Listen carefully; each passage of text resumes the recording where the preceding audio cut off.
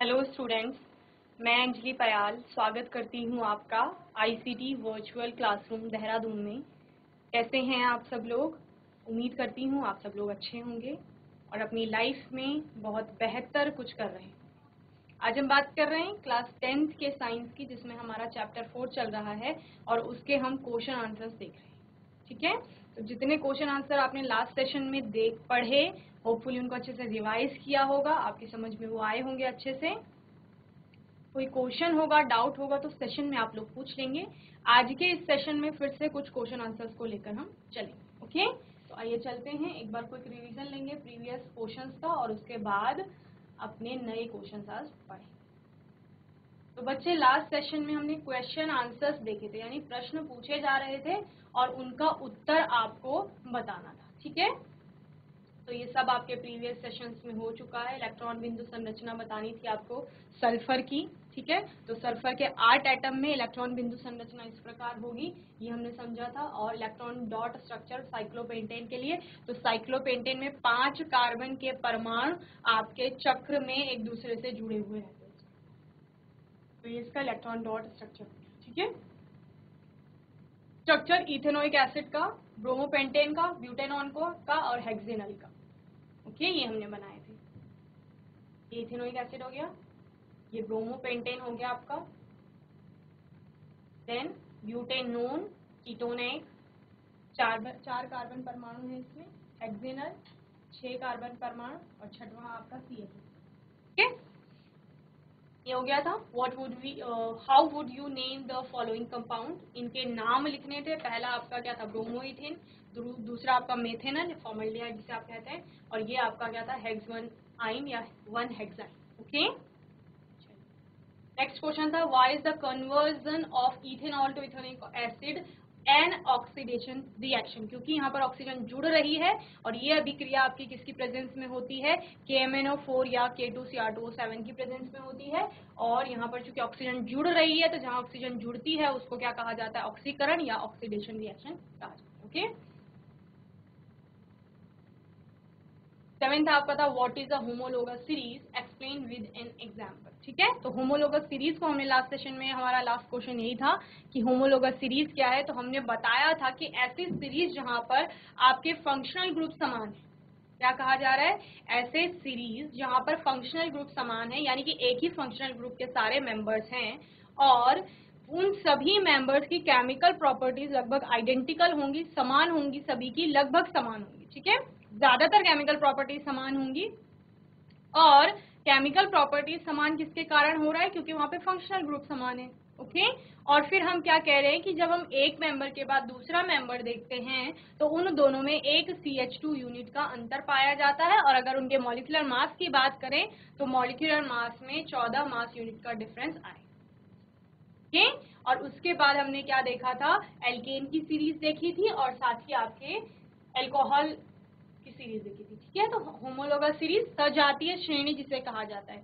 A homologous series is a group of organic compounds having similar structure and similar chemical properties in which the successive compounds differ by CH2 group. Okay, तो ये आपका क्या था? Homologous series थी। चलिए आगे हम characteristics देखते हैं होमोलोगस सीरीज की, यानी कि आपकी विशेषताएं। ठीक है,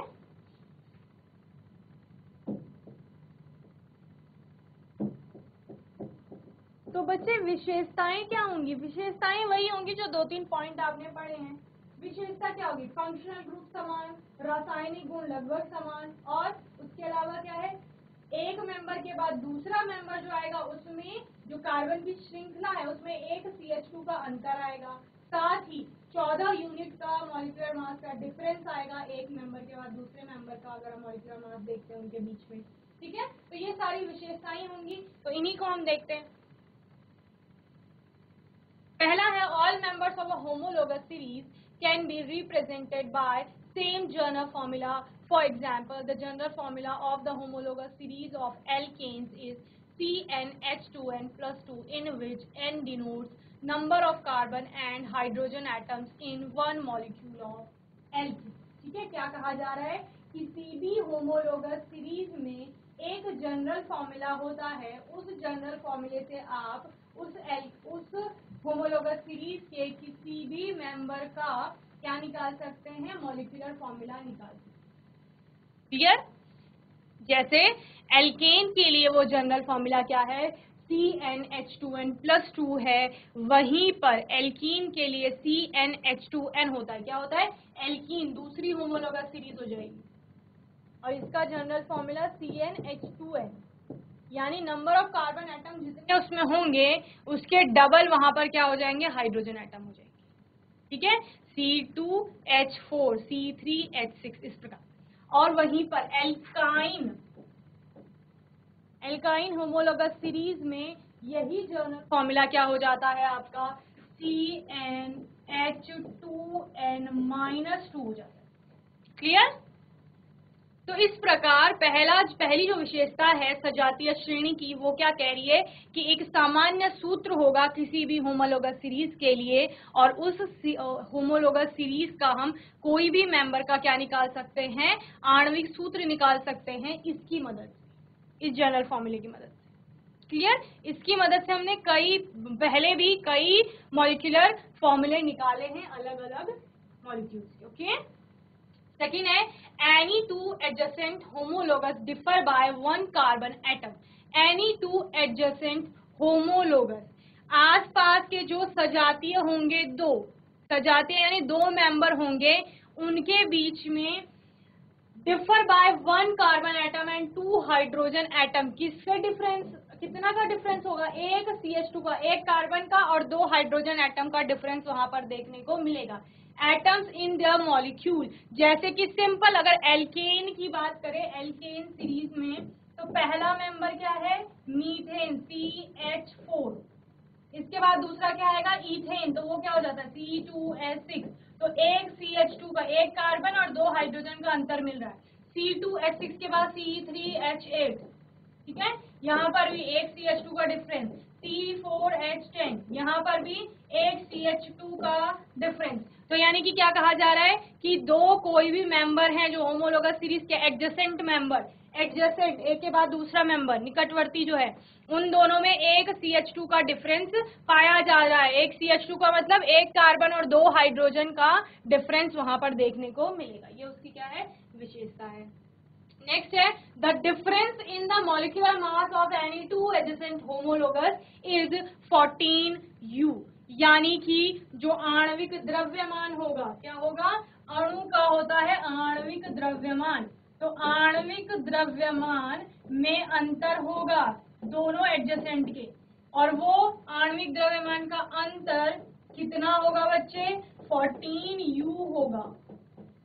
देखें, पहला हमारा है CH4 और दूसरा है C2H6। तो CH4 का आणविक द्रव्यमान कार्बन का कितना होता है, 12, और हाइड्रोजन का एक का कितना होता है, एक हाइड्रोजन का 1 और 4 हाइड्रोजन का 4 × 1, ये हो जाएगा। तो कितना हो गया आपका, 4 + 12 + 4, तो 16U। यहीं पर किसकी बात करें, C2H6, CH4 के एडजेसेंट कौन है, C2H6 तो है, उसके बाद दूसरा। ओके, तो C2H6 का देखो, कार्बन का 12 × 2 प्लस 1 × 6, ये हो जाएगा। तो कितना हो गया, 12 × 2 24 प्लस 6, 24 प्लस 6,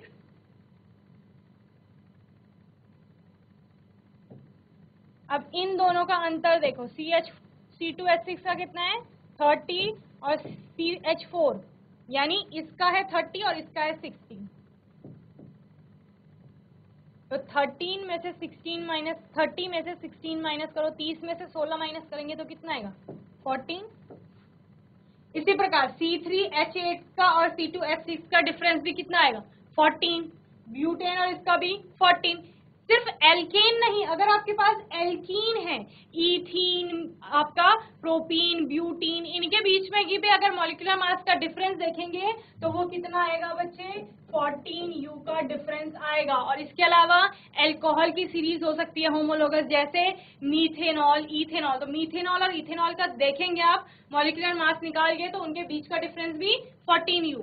ठीक है, propanol, butanol, butanol, pentanol, pentanol, hexanol, इन सब के बीच का भी कितना आएगा 14U। अल्कोहल के अलावा कार्बोक्सिलिक एसिड की सीरीज हो सकती है, methanoic, ethanoic, propanoic, butanoic, pentanoic, इस प्रकार। तो एडजेसेंट जो होंगे आपके दो निकटवर्ती, उनके बीच का जो अंतर होगा एक CH2 यूनिट का और मास, एक CH2 का डिफरेंस, और मॉलिक्यूलर मास की बात करेंगे तो 14 यूनिट का डिफरेंस, 14U का मॉलिक्यूलर मास का डिफरेंस आपको देखने को मिलेगा। एल्डिहाइड की सीरीज हो सकती है, कीटोन की सीरीज हो सकती है, कोई भी आपकी सीरीज हो सकती है, ठीक है। जल्दी से इसे नोट करेंगे, फिर नेक्स्ट प्रॉपर्टी की बात करेंगे।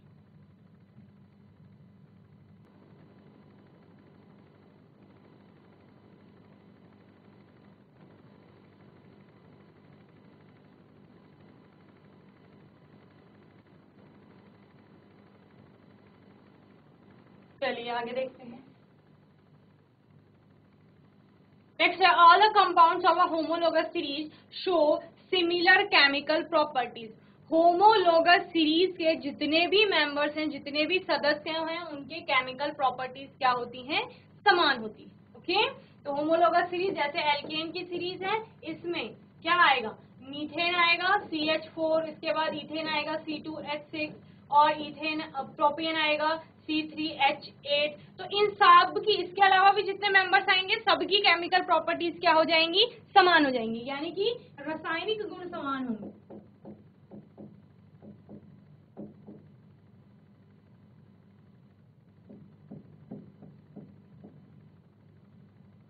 ओके, इसके अलावा एल्केन के अलावा अल्कोहल की सीरीज हो सकती है। अल्कोहल में आपके methanol, okay, CH3OH, ethanol C2H5OH, propanol, इन सब के गुण। इसके अलावा भी ब्यूटेनॉल, पेंटेनॉल, हेक्सेनॉल, हेप्टेनॉल, सबके रासायनिक गुण समान। एल्डिहाइड की सीरीज होगी,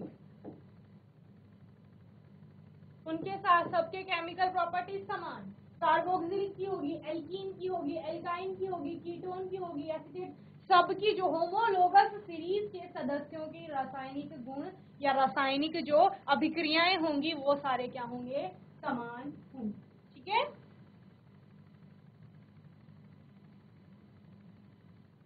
नेक्स्ट है, the members of a homologous series show a gradual change in their physical properties with increase in molecular mass. क्या कहा जा रहा है, फिजिकल प्रॉपर्टीज की बात की जा रही है, यानी कि भौतिक गुणों में परिवर्तन आएगा।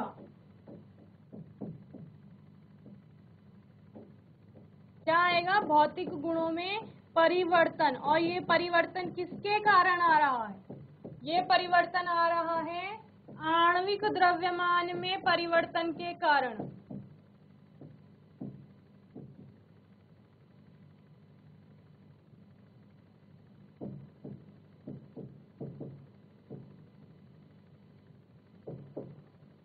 क्या कहा गया, जो भी यहाँ पर चेंज आ रहा है किसमें, फिजिकल प्रॉपर्टीज में, वो चेंज किसके कारण है, क्योंकि आपका मॉलिक्यूलर मास चेंज हो रहा है। मॉलिक्यूलर मास कैसे चेंज हो रहा है, जैसे हमने एडजेसेंट मॉलिक्यूल की बात की तो 14U का डिफरेंस आ रहा है, यानी 14 ज्यादा है किसका, इथेन का मीथेन से, प्रोपेन का इथेन से, ब्यूटेन का प्रोपेन से, तो 14 यूनिट का डिफरेंस आ रहा है। तो यानी आपका मॉलिक्यूलर मास बढ़ रहा है। मॉलिक्यूलर मास बढ़ेगा तो मॉलिक्यूल के अंदर अट्रैक्शन बढ़ेगा, वॉन डेर वाल्स फोर्सेस बढ़ेंगे। उनके बढ़ने से क्या होगा, कई जो फिजिकल प्रॉपर्टीज है जैसे क्वथनांक, गलनांक, इनमें क्या आ जाएगा, अंतर आ जाएगा। तो वो चेंज कैसा होगा, वो चेंज ग्रेजुअल होगा, यानी क्योंकि इंक्रीज हो रहा है, एक के बाद एक 14 यूनिट का डिफरेंस आ रहा है, ठीक है। तो इस कारण से आपका फिजिकल चेंज में भी निरंतरता देखने को मिलेगी, बढ़ने में। तो फिजिकल जो प्रॉपर्टीज हैं उनमें क्या आएगा, चेंज आएगा। तो वो चेंज किसके कारण, केमिकल जो प्रॉपर्टीज है उनमें चेंज नहीं आ रहा, वो हम क्या कह रहे हैं, समान है या लगभग समान है कई बार। और बाकी फिजिकल प्रॉपर्टी में चेंज क्यों आ रहा है, क्योंकि मॉलिक्यूलर मास चेंज हो रहा है। ओके, आणविक द्रव्यमान बढ़ने के कारण या आणविक द्रव्यमान में अंतर के कारण भौतिक गुणों में असमानता देखने को मिल रही है। क्लियर, चलिए तो जल्दी से इसको नोट करेंगे, फिर नेक्स्ट क्वेश्चन देखेंगे।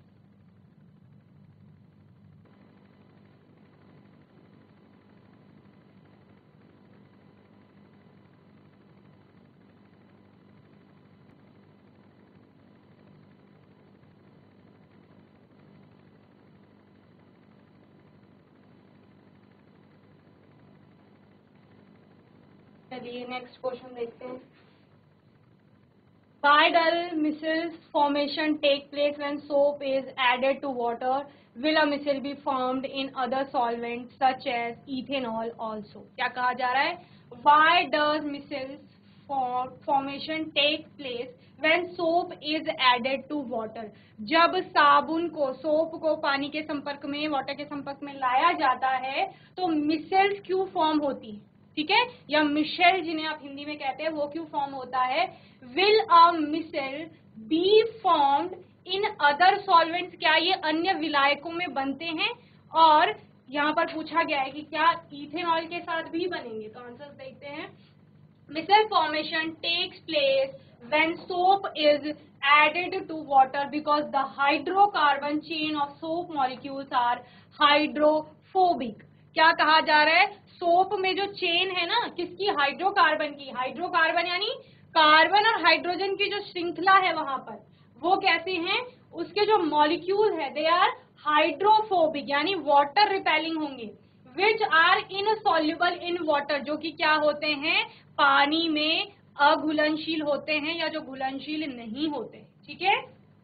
But the ionic ends of soap molecule, लेकिन जो दूसरा आयनिक एंड होता है उसका, आर हाइड्रोफिलिक, वो कैसे होते हैं, हाइड्रोफिलिक होते हैं. And hence soluble in water. तो दो एंड होते हैं. जब हम साबुन का स्ट्रक्चर देख रहे थे, एक जल रागी सिरा, एक जल विरागी सिरा होता है, ठीक है, हाइड्रोफोबिक एंड हाइड्रोफिलिक. तो आपका क्या बताया गया, जो हाइड्रोफोबिक एंड है दैट इज वाटर रिपेलिंग, वो वाटर रिपेलिंग है, जबकि जो हाइड्रोफिलिक है वो आयनिक एंड है और वो क्या हो जाएगा, वो सॉल्युबल हो जाएगा.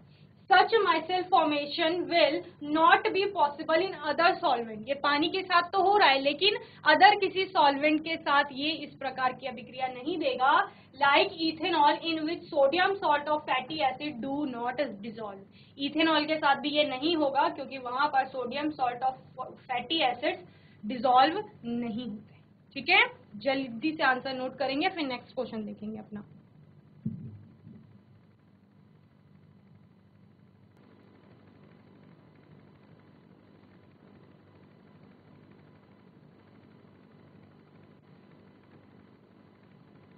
चलिए नेक्स्ट क्वेश्चन देखते हैं.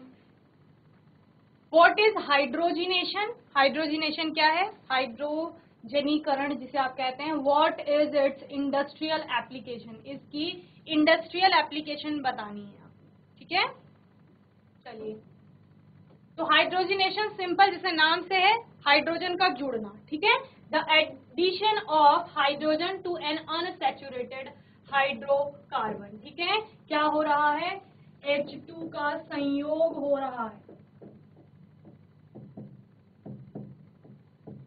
H2 का संयोग होता है और उत्प्रेरक की उपस्थिति में यह अभिक्रिया होती है. ठीक है, उत्प्रेरक यानी जो अभिक्रिया को उत्प्रेरित करेंगे, उत्प्रेरक की उपस्थिति में होगा.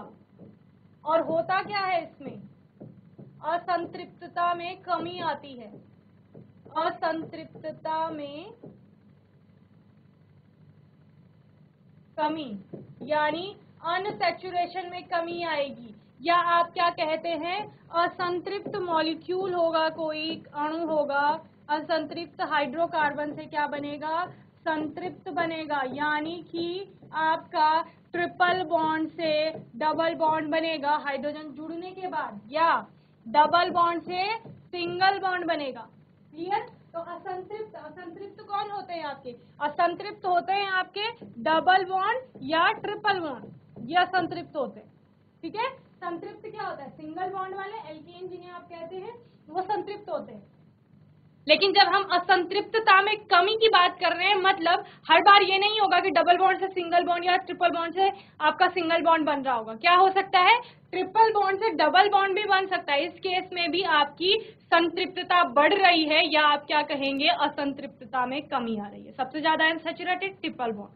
ओके, क्लियर है. तो यानी कि क्या होता है, 3 पॉइंट लिखा है, इन्हीं में आपका पूरा हाइड्रोजिनेशन है. हाइड्रोजिनेशन यानी कि असंतृप्त मॉलिक्यूल से H2 जुड़ेगा, हाइड्रोजन जुड़ेगी और उसकी असंतृप्तता में कमी आएगी. और ये सब होता है उत्प्रेरक की उपस्थिति में, यानी कि अभिक्रिया कैटलिस्ट की प्रेजेंस में हो रही होगी. The addition of hydrogen to an unsaturated hydrocarbon. Hydrogen किससे जुड़ रही है? असंतृप्त से जुड़ रही है, ठीक है। क्या होगा? एडिशन ऑफ हाइड्रोजन, हाइड्रोजन का संयोग हो रहा है एक असंतृप्त हाइड्रोकार्बन के साथ, ओब्टेन अ सैचुरेटेड हाइड्रोकार्बन, और क्या मिल रहा है आपको? एक संतृप्त हाइड्रोकार्बन मिल रहा है। Takes place in the presence of, किसकी प्रेजेंस में, किसकी उपस्थिति में? उत्प्रेरक की उपस्थिति में। और ये उत्प्रेरक क्या होगा? निकिल हो सकता है, पैलेडियम हो सकता है, इस तरह के मेटल्स हो सकते हैं, ठीक है। तो आपका उत्प्रेरक निकिल हो सकता है, पैलेडियम हो सकता है।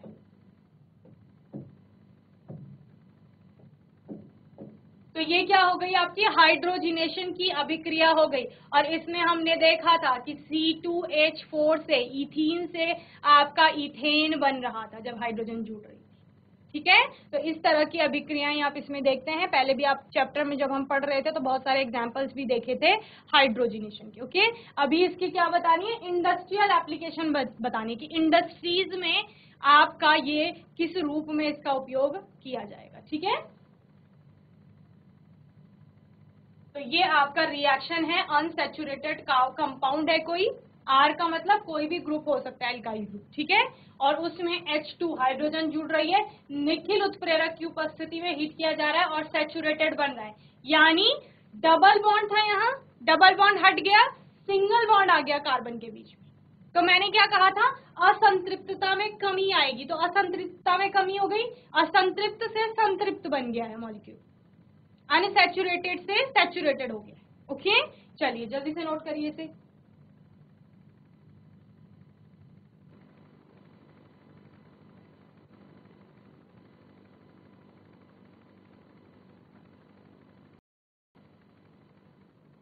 चलिए एप्लीकेशन की बात करेंगे कि आपका कहाँ कहाँ अप्लाई किए जाते हैं, उपयोग इसका कहाँ कहाँ होगा। The process of hydrogenation has an important industrial application. It is use to prepare vegetable ghee या वेजिटेबल ऑयल जो बनता है उसकी प्रिपरेशन किसी से होती है? हाइड्रोजिनेशन के द्वारा होती है, ठीक है। From vegetable oil, vegetable oil से अगर वेजिटेबल घी बनाना है यानी कि वनस्पति घी जिसे आप कहते हैं, तो वो हाइड्रोजिनेशन की प्रक्रिया पर ही कार्य करता है, ठीक है। चलिए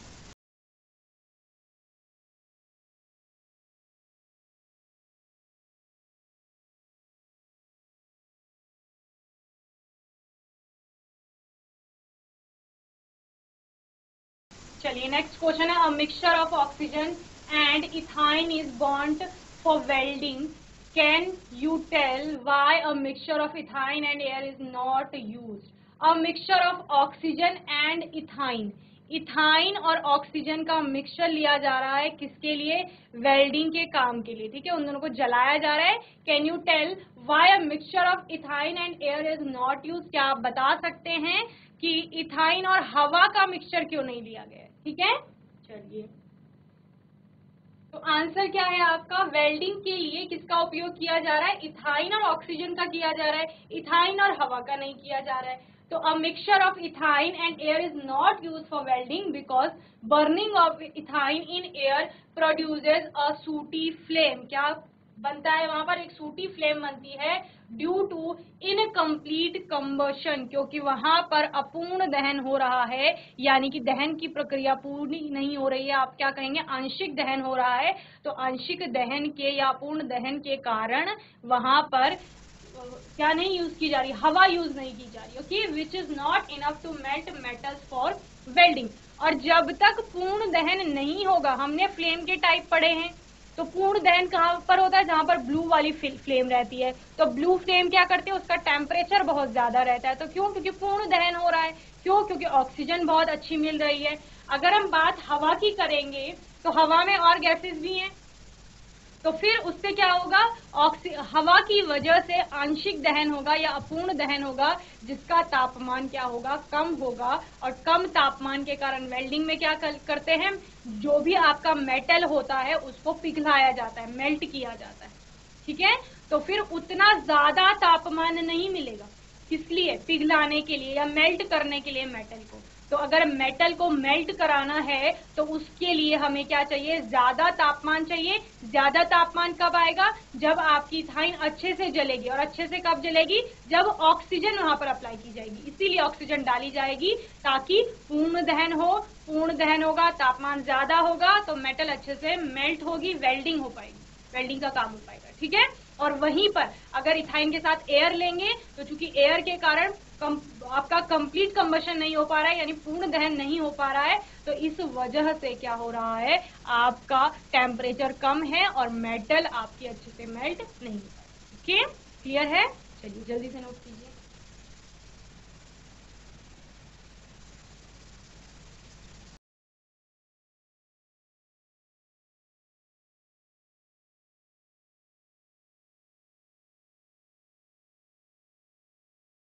नेक्स्ट क्वेश्चन देखते हैं।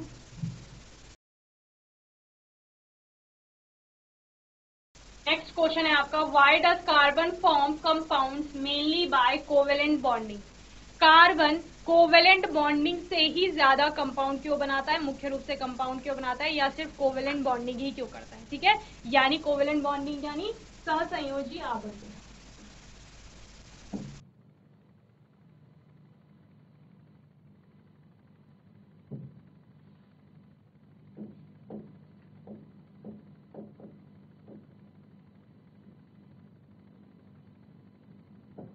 तो ये बहुत अच्छे से समझाया गया है आपको चैप्टर में कि कार्बन सहसंयोजी आबंध क्यों बना रहा है, ठीक है।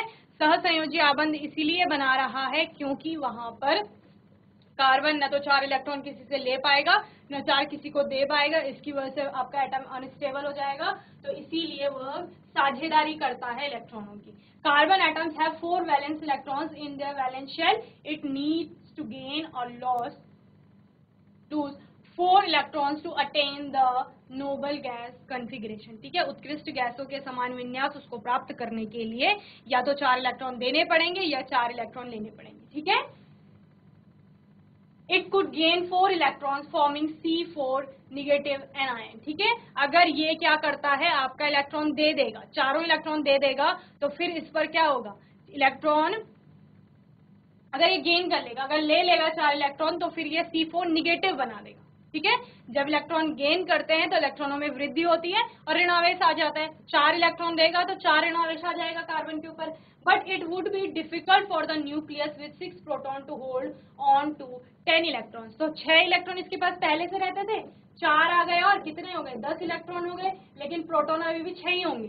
तो 6 प्रोटॉनों के लिए 4 और इलेक्ट्रॉनों को, यानी टोटल 10 इलेक्ट्रॉनों को होल्ड कर पाना एटम में पॉसिबल नहीं है। तो इस वजह से ये 4 इलेक्ट्रॉन नहीं लेगा। तो अब ऑप्शन क्या है कि 4 इलेक्ट्रॉन दे दे किसी को। It could loss 4 electrons forming C4 plus cation. तो 4 इलेक्ट्रॉन अगर दे देगा तो इलेक्ट्रॉनों को देने से उसके धनावेश में वृद्धि हो रही है, ऋणावेश में कमी आ रही है, तो यानी पॉजिटिव आयन बनाएगा। तो C4 प्लस बना रहा है, लेकिन ये भी पॉसिबल नहीं है। क्यों? क्योंकि 4 इलेक्ट्रॉन को एटम से निकालने के लिए बहुत ज्यादा एनर्जी देनी पड़ेगी, ठीक है। But it would require a large amount of energy to remove 4 electrons from the valence shell or outermost shell. Okay. Therefore, carbon shares its valence electron to complete its octet with other atoms to form covalent bonds. तो अब ना तो gain करना possible है, ना ही 4 इलेक्ट्रॉनों को निकालना पॉसिबल है। तो क्या करेगा, किसी अन्य परमाणु से, किसी अन्य कार्बन के परमाणु से, किसी अन्य तत्व के परमाणुओं से साझेदारी करेगा इलेक्ट्रॉनों की और आपका उत्कृष्ट गैस के समान विन्यास प्राप्त करेगा, ठीक है। तो तब ये क्या करता है, सहसंयोजी आबंध बनाता है, यानी कि कोवेलेंट बॉन्डिंग बनाता है। क्लियर है? चलिए जल्दी से नोट करेंगे। तो बच्चों, होपफुली आज का सेशन आपको अच्छे से समझ में आया होगा। आज के सेशन में हमने चैप्टर 4 के अपने क्वेश्चन आंसर देखे। जितने क्वेश्चंस यहाँ पर कराए गए हैं उनके आंसर आपको अच्छे से समझ में आए होंगे, और इसी प्रकार अगर कोई प्रश्न पूछा जाता है तो आप भी इसी प्रकार उसका उत्तर लिखेंगे। ओके, अपने आने वाले सेशन में हम एक और नए टॉपिक के साथ आएंगे। ये चैप्टर 4 आपका यहाँ पर कंप्लीट होता है, और तब तक के लिए ICT वर्चुअल क्लास से जुड़ने के लिए धन्यवाद।